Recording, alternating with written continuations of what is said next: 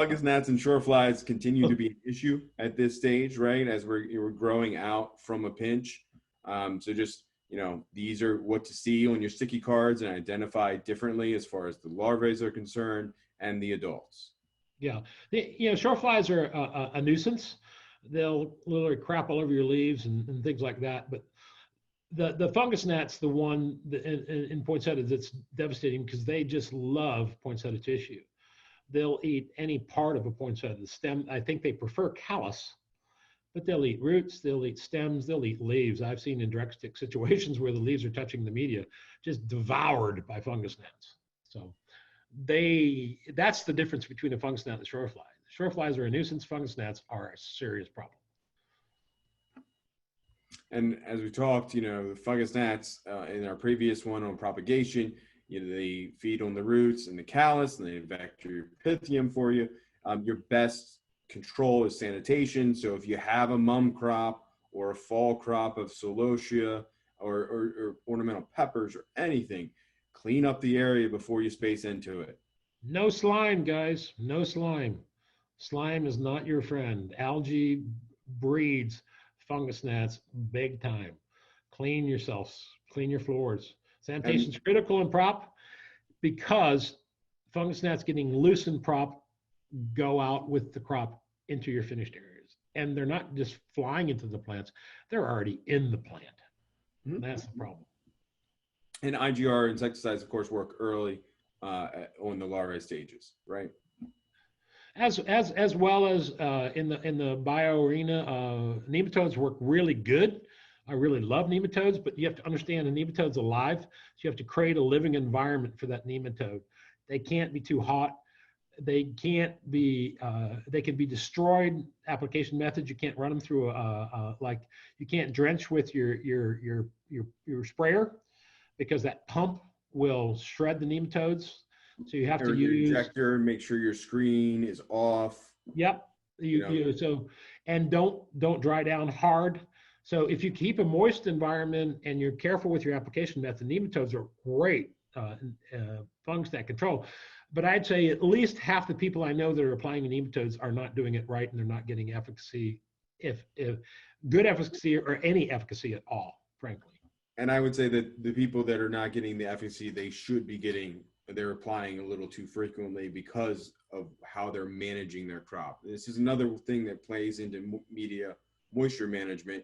You want to keep it moist, but not too saturated, and also a hard dry down kills your nematodes. Kills them dead fast. Yeah. So again, nematodes are very effective, but you really it's not a game for somebody that doesn't have a lot of good controls. If you don't have that kind of good controls, then I suggest you go down a more chemical path if you have fungus gnats.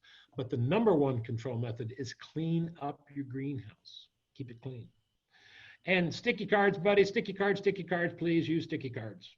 And whitefly, you have your sweet potato whitefly. You have your sweet potato whitefly QB biotype, which is why when you start to see populations that aren't responding to any of your chemical applications, we recommend reach out to your extension agents and take some samples to them and let them identify.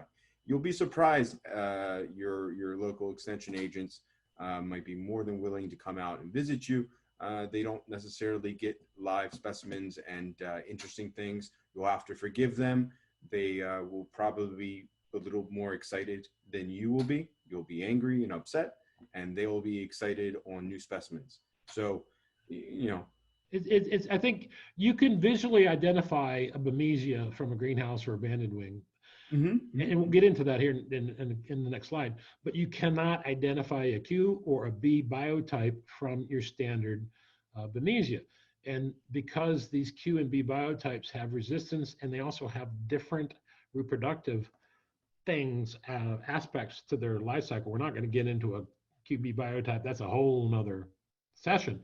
But the point is, if you see Bemisia, I would encourage you to find the resource where you can send that, and they can identify if you have a Q or B biotype, because it will affect your control strategy.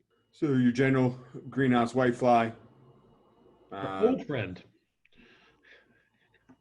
Yep. So again, notice it's got a whiter leaf, and a little so a little bit different morphology on the eggs, but you got to have a hand lens to identify that. Sweet potato, silverleaf whitefly. Notice the difference as far as the larval stages, the eggs, and the wings that you're looking at.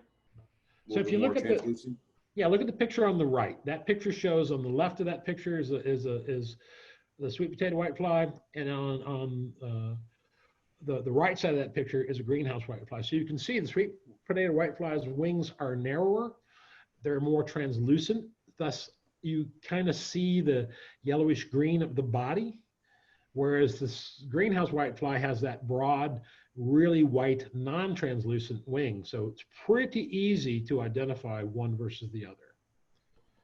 But when in doubt, send it out. Send it out. You got it. And your banded wing whitefly, banded wings, kind of in the name. Yeah, it's you know, this is a regional thing. Weird pockets. We see it in originally it came out of like Yuma, Arizona, and those kind of areas in vegetable production, and it was moved up. And it's hit a lot of agricultural crops in California. I've only seen it once on a poinsettia crop in California. We also see it up in Ontario, I think coming out of the grapes or the peaches there too. But it seems to be spreading out, and being that we do see it in Ontario makes me think that it's something that could exist in most climates. So keep your eye out for it. It's very easy to identify, and I would say it is not as difficult as something like a B or Q biotype, but it's definitely something that you need to control, and it does actively feed on poinsettia. So control strategies: scout, scout, scout. All right, scout. And then do some more scouting. Keep a log of your whitefly count so you can monitor whether they're going up, down, sideways, and you know, it sounds like I'm echoing a lot of monitoring, and honestly, that's what you're doing with a poinsettia crop. That's how you do it. Crop. You need to monitor it, right? There's not a 4-week life cycle of it being in your greenhouse. It's generally what, 12 weeks? How long are we talking about here? You know, 12 to 16 for most people. Mm-hmm. You know, monitor it. Use Excel. Use sticky cards. Use sticky cards. I really get frustrated when people tell me, I think I've got a whitefly problem. I'm going, well, how do you know? Well, I see a few flying around. Well, how many are you capping on your cards, and how far apart are your cards? Well, I don't have cards up. Okay, put some cards up. Now, one of the other things you can do that I really like, it's a technique I like. I don't like to throw a lot of chemistry around, and if you start clean in a lot of places and you don't have outside pressure, you can kind of stay clean. And the only way you can stay clean is you need to know and monitor. And if you see a whitefly or a couple of whiteflies on a card and you don't see them elsewhere, put more cards around that card, because you probably have a plant that is infested. And if you can zero in on where that population exists, then pick that 1, 4, 5, 6, 8 plants and throw them in a garbage bag, and then throw them in the dumpster. And then you may not have to treat it. But if you don't catch the hot spots, they're going to spread and spread and spread and spread until at some point in time, it's like that COVID commercial with the ping pong balls and the mouse traps. Once you get enough of a population, it explodes geometrically. Whereas if you can isolate these little hot spots and treat them, you can prevent that explosion. So monitor, scouts, find out where it is. That's the best control you've got. And generally speaking, a lot of our greenhouses are in rural areas, and we share the land with next door neighbors that are farming some sort of crop, soybeans. So when your farmer goes to harvest here, be cognizant of that. Close your vents, because those whiteflies, they're not really good flyers. They're not going to go around your greenhouse and in the other vent, but they will go from a harvested soybean field and try to make it into your poinsettias. Yeah, we see that. Beans are a crop where they come from. The worst scenario I've ever saw was organic cotton. where they sprayed to defoliate the cotton, and the cloud of whitefly that attacked this greenhouse was devastating. We see it in California a lot with strawberry fields too. It's the end of the season, they're done harvesting, they won't rip them out, and they don't do anything, and they just leave them in the ground, and the whitefly just explode. And then when they do go out and decide to disc that field, then the whitefly come flying in your greenhouse.